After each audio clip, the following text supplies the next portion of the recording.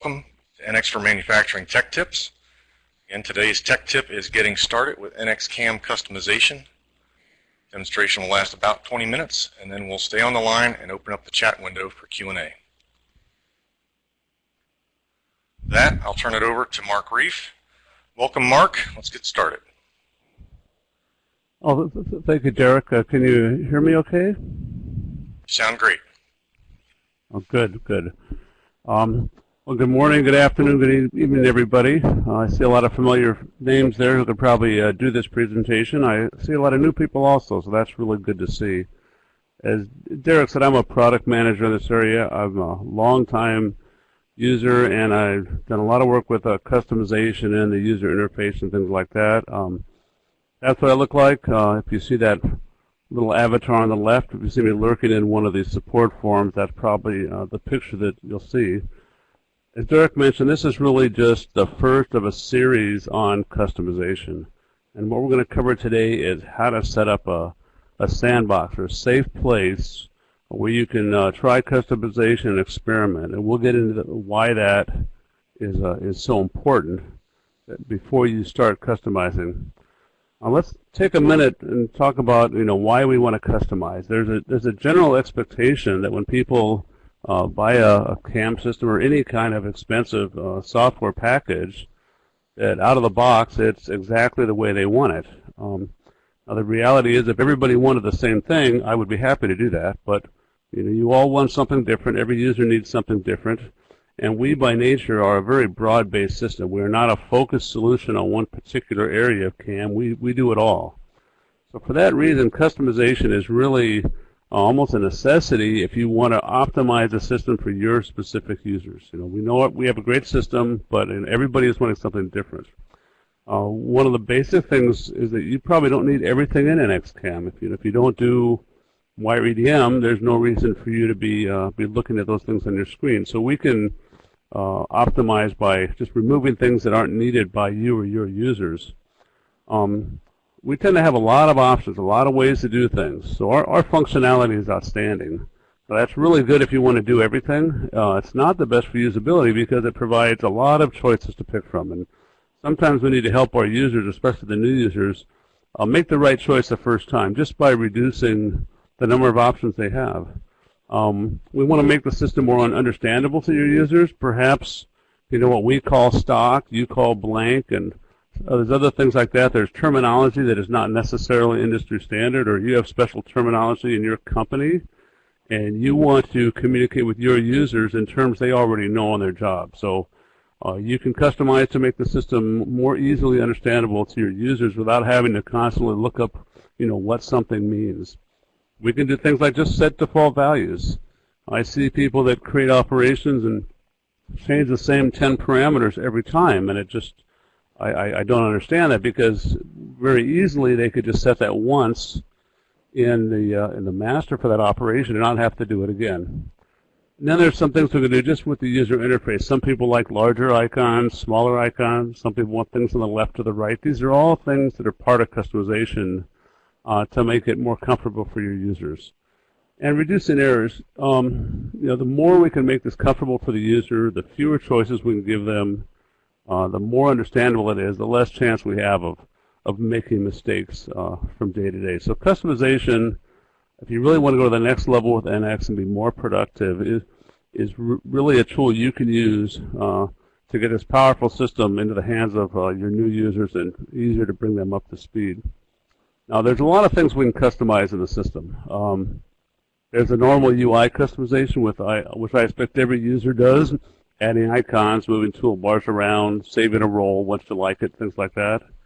The next two are really what we're going to focus on in this series, and that's about our templates in CAM. We have two types of templates. We have a setup template, and this determines when you first start brand new CAM setup, what's there. What's your starting point? Are there preloaded tools or not? Are there operations already there or not? How many geometry groups? How many MCSs do you have? All these kind of things for your starting point are part of the setup template. Now, the object template is everything you add after you start. So you're going to be creating tools or operations or whatever All this is part of the object template. So together, you can define, what your user starts with and what they can do, what they can add to the setup. So this is really going to be the main focus of this in the next few sessions in the series. Some other things we can customize, which we may get into in later tech tips, depending on demand. We have libraries for tools, tool holders, machining data, machine tools, even for setups. There's a whole system of rules and machining knowledge, which is for feature-based machining, which is a whole other way to optimize. If you do a lot of parts that have the same kind of features over and over, we have wizards we can make. That's a way to lead the user really single file through a step-by-step process where you need to gather several things in a row before you can do your job. That's what a wizard's really good for, gathering that kind of input. And then we have journals and API programs. These are really language-based customization. Journals is just a basic, it's like a record a macro, recording and playing back a macro. And if you use Microsoft products, it's VB or whatever language you choose.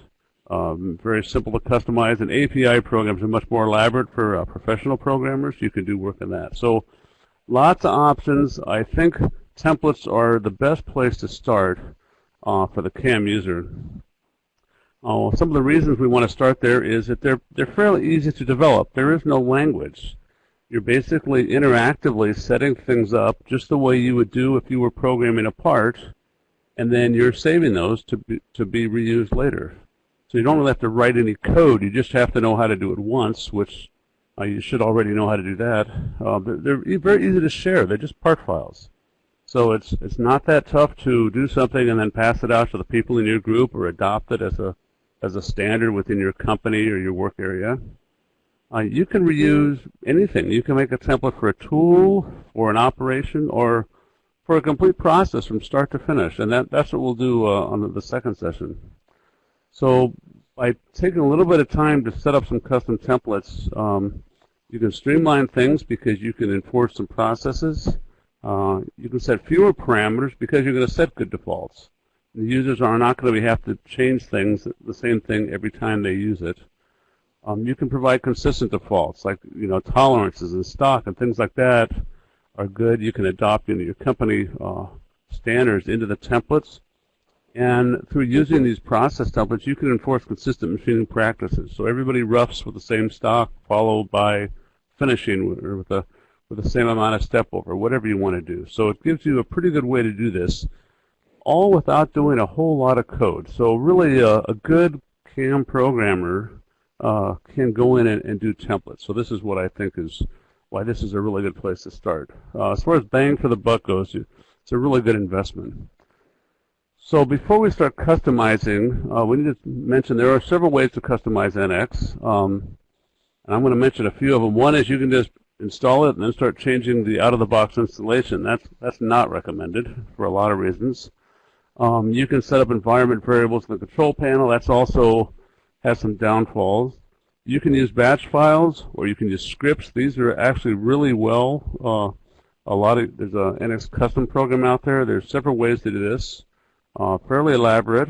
And if you're going to manage customization for an entire company, I think you should look into these.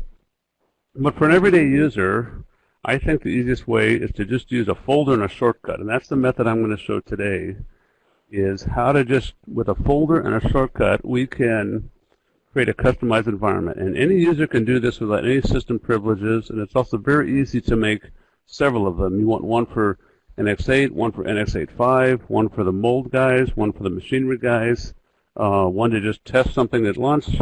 All of this is available fairly simply. So this is the way we're going to show today, is how to set up this environment for you to customize your work in, or to test your customization in.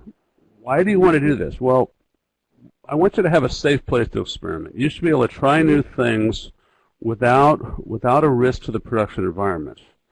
You want to see what happens if I set up these 5 operations and generate them all at once, or what happens if I change the default tool diameter. What effect will that have on other things? So there's a lot of things you want to try out before you distribute them. Those of you that do post-processing or used to this way of working, you want to test in your own environment first before you roll it out. You really want to do that for all your customization. You also don't want to mess up the out-of-the-box installation. And the reason is, if you run into a problem and you call support, the first thing they're going to say is, if it works for me and it doesn't work for you, let's see what happens if we go back to a standard environment, and you can start diagnosing it. So you always need something to roll back to check what we delivered versus what you've customized. Also, when the next upgrade comes out and you load NX9 or NX10, you don't want to lose your customizations. You don't want us to overwrite them. So you want to make sure your stuff is preserved as you go through maintenance releases or maintenance packs or version upgrades. So a lot of good reasons to set up a local environment. And as you're going to see, it's really not that difficult to do. That's really what today's demo is about, is to establish this environment and show you how we've made a separate, a parallel way to run NX. Don't worry about the details here. Those that are in can get a copy of this later. But really, I'm going to create a folder, a sandbox, which is a place to play. And I'm going to copy some of our out-of-the-box files in there. And then I'm going to set up my environment to use those files instead of the ones that came out of the box. And then we're going to run NX. And that's really the total part of the demo. I'm going to do this the hard way. I'm going to do a little bit of typing because I want you to see how it works. It's not just we're not just going to play an AVI for you. I'm actually going to do it. So with a little success here, I should be able to share my screen. There we go. So hopefully everybody now sees my blank screen. And the first thing we're going to do is we're going to create a folder to play in. So I'm going to go into this folder, my home folder, users reef, and I'm going to create a new folder. I'm going to call this folder demo. And this is where we're going to do all of our work today. So now what I need to do is copy in some of the out-of-the-box files that I want to mess with. So I need to find out where NX is installed. So if you don't know where it is in your system, you can always find it out by running NX and looking at the log file. So I'm going to run NX 8.5. And this is standard out of the box. And I'm just going to say help NX log file. Blow this up a little bit. And as you scroll down, you can see we're looking for UGII base dir. This tells me where the installation is for NX. So this is the folder that I need to go to find my out-of-the-box file. So I'm going to copy this. And I'm going to open up a new window here. I'm going to go to that home folder here, and I'm going to look in mock, which is where the machining files are stored. And I'm going to grab this resource folder, and I'm going to copy this folder over to my demo area. Now, it's actually possible to copy just parts of this and customize parts of it, but it's much simpler to just take the whole bunch at once. If you take other folders in here, you have to be very careful because some of the things are platform specific. For example, you wouldn't want to run a Unix executable on a Windows system, right? So we have to be a little bit careful about that. Now that I've got this over here, I'm going to change the protection on it because out-of-the-box install is always set up read-only. So I'm going to go to Properties, and I'm going to turn off the read-only attribute. And I want this on everything in there. You saw when I copied there's 1,800 files here, so there's quite a bit there. And now those are all unprotected. The next thing I want to do is create a couple folders that we're going to need later on when we start to do custom bitmaps or toolbars and menus. So I'm going to just create those right now while I'm here. We need a folder called User Tools. And in that User Tools folder, I'm going to create two other folders. One called Bitmaps and one called Startup. I guess I have a question for Derek. Is the lag okay on the or is the response okay on the meeting? I hope that when I'm talking. Okay. Yeah, I hope what I'm talking about matches what you're seeing on the screen, and that I'm not getting ahead of it. Okay, so now we've got those folders ready. The other thing I need to do is I need to get an environment file. So I'm going to go back to my UG base dir here, and I'm going to go into the UGII folder,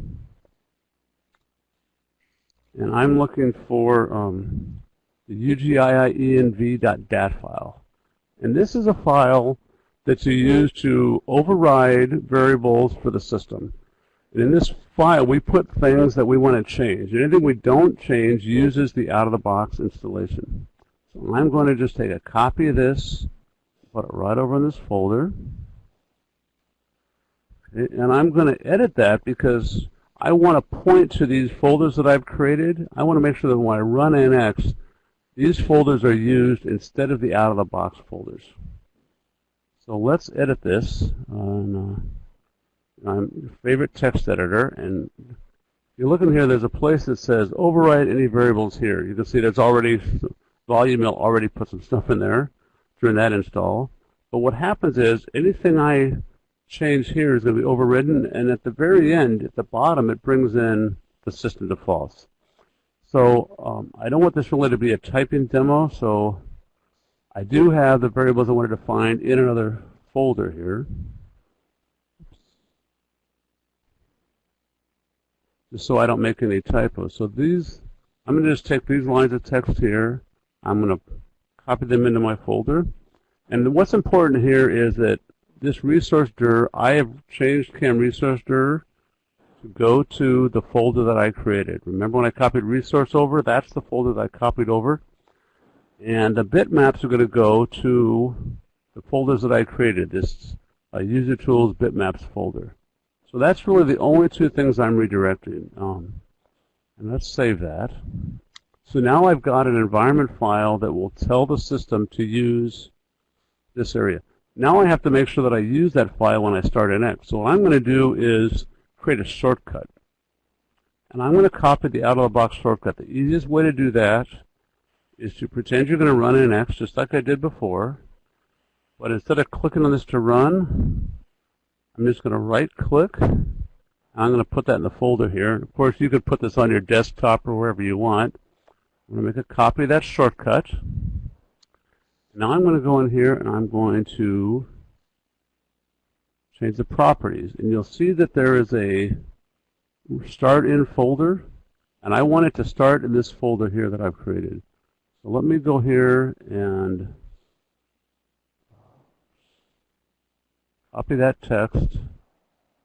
And I'm going to wipe out the default and replace it with my folder right there. That's what I want. So now I'm going to run NX. Right?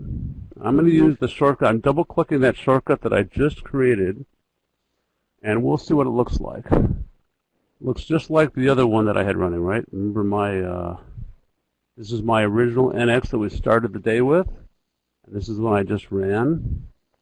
The difference here is that if I go in and I look at the log file on this one,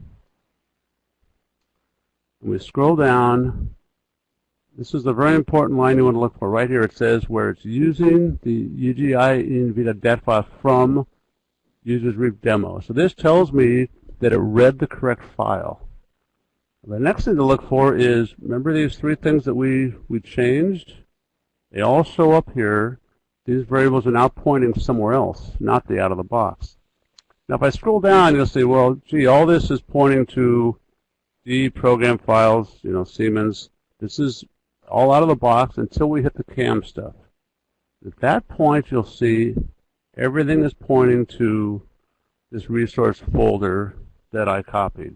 So what I've verified is that I'm now running a custom version of NX. So that's nice. So how do we see, you know, maybe you don't believe me. Let's find out if that's really the case.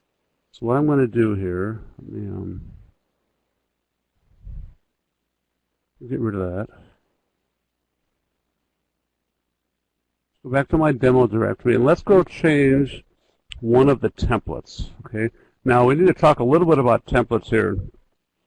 In NX, when I create something, I really never invent anything from scratch. I'm always creating something. So if I were to go in here and say, for example, I was going to create an operation. When I see here mill planer and I see floor wall, what's really happening there is it's looking at a part called mill planer, and it finds an operation called floor wall. And that's really what we're looking at here is the part and the operations in the part. And when I say OK, we copy that operation from that template part into my work part. So that's really what templates are all about, is providing a starting point. It's like copy-paste. It's where are you copying it from into your work part. That's what we're establishing. So what I want to do is modify one of the template parts to give you a little taste of what we can do. So here I'm going to go into the resource folder, and if you're new to customization, this is the area where all the files we read at runtime are stored. There's all kinds of things in here. The one we're going to look at right now is the template parts. So we're looking at template parts. I'm looking at my metric template parts, and I'm going to look at mill contour, and I'm just open that part up in my session here. And what you can see here is these are all the operations that you'll see when you go to create an operation for mill contour. This is what you see. So let's make an extra cavity milling operation. I'm going to copy this operation, then I'm going to paste it, and I'm going to rename it to say my cavity mill. And if we were to look at this, right now it's exactly the same as cavity milling. So let's make some changes to it. First of all, let's customize the dialog. If you're new to dialog customization, don't worry. We'll get into this more in the next session or two. I'm going to go Object Customize, and this is the things I see on the dialog. I want to add a group at the top of the dialog, and I say, say 4 parts, right? That look like this, and I can make this whatever I want. This is just adding a group. Then inside of that group, let's add a picture, right? I want to make sure the user knows what this looks like. And this is going to be, I'm looking at UGI bitmap path. Remember, that's where I put all my bitmaps, right?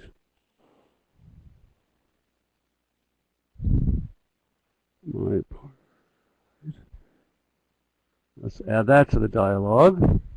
Let's say OK. Now let's take a look at it. We're getting an error because that bitmap, that picture I want to put in the dialog, doesn't exist there. So that's okay. We'll let's go fix that right now before we get any further. If I go back to where I was under my demo, remember I had that user tools bitmaps folder. Let's put some bitmaps in there. This is the my part bitmap. This is the missing bitmap. I'm going to drag in 2 other ones because we're going to need those in the next couple minutes. So I'm putting 3 bitmap files in that folder, okay? Now let's go back to NX. And I'm going to edit the cavity mill operation, and what do you know? There's a picture in there, right? So it says this is for parts that look like this. And this is a group. I can open and close it like anything else. While we're here, let's change some defaults just to make this different. I'm going to change it from follow to zigzag, and we'll change the step over to be, say, 15% of tool, just so we see something different. And I'm going to OK this. Okay. The other thing I probably want to do is change the tooltip. You notice when we create an operation, we get that pop-up window. That's all done under Properties. So what I want to change here, and again, I'm going to cheat a little bit because I have the attribute text here. This is the path to the picture. So the picture that I want to see in the pop-up, that's when I hover the icon, is not this one. This is the one, the cavity milling, that I give you out of the box. We're going to put our own in here. Let's change the title of this to, instead of just cavity mill, let's call it, my My special cavity mill, right? Or tech tips. Whatever I want there. And I also have 3 paragraphs of text. If you haven't seen this in 8.5 yet, we've done a lot of work to help your users select the right operation. So this is a great demo so far. Right? So let's do that. Okay, so what I've done is I've modified the properties on this, I've modified the dialogue on it, and I have copied in 3 images into this folder. So now let's start up NX again with our shortcut.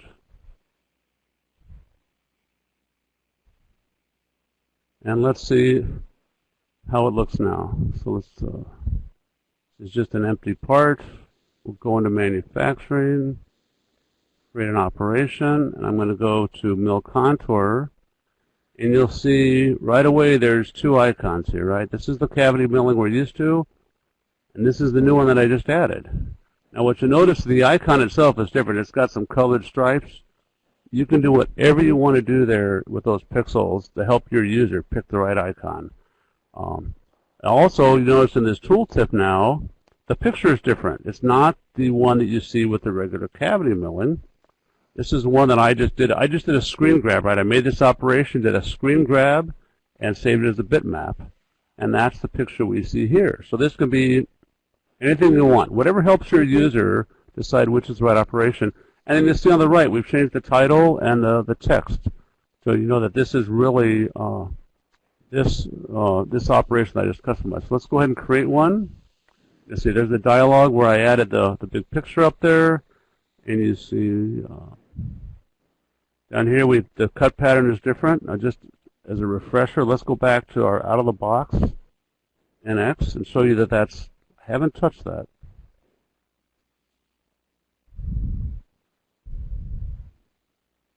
So I'm going to run out-of-the-box NX85, start. I'm going to create the operation, mill contour. You'll notice that there's just the 1 cavity milling, and that's all I get. And that, of course, our vanilla cavity milling. So what I hope to show you is that we've created a safe place. I made some pretty quick changes to a copy of an out-of-the-box operation, and we haven't. And the out-of-the-box install is still available. And this is just the beginning. In the next session or 2, we're going to get into more details on the kind of things I can customize in an operation. I can do pictures. I can do the dialogue. I can do the default values. Whatever it takes to make this as easy as possible for your users. So let's talk. One more thing we need to talk about is planning the customization. It's really easy to get carried away doing customizing, and I really encourage it. I think it's a place you could be creative. It's fun. You can also help everybody else in your company be more productive, which makes you the hero. You can make NX easier to use for everybody, which is good for you and us. Some things you need to think about is when you look at customization, look for the things, the common use cases first. We don't want to look at something that the expert does once a year. We want to look at something that the everyday user does every day. Where are the pain points, the things that are just annoyances? Those are the kind of things we really want to target first when we start planning our customization. You also want to plan ahead for distribution. If you can make a great a great operation, a great process, don't keep it to yourself. Make it so other people can use it, other people can understand it, and find a way to distribute it. So make sure that everybody can get their hands on it. The last thing is you need to plan ahead for version upgrades. We'll get into that a little later. But when a new release comes out, you can migrate this sandbox here onto the new release and merge your changes in. So that's the conclusion of my presentation. At this point, I'm going to turn it back over to Derek. Great. Thank you, Mark. Good job. Very informative.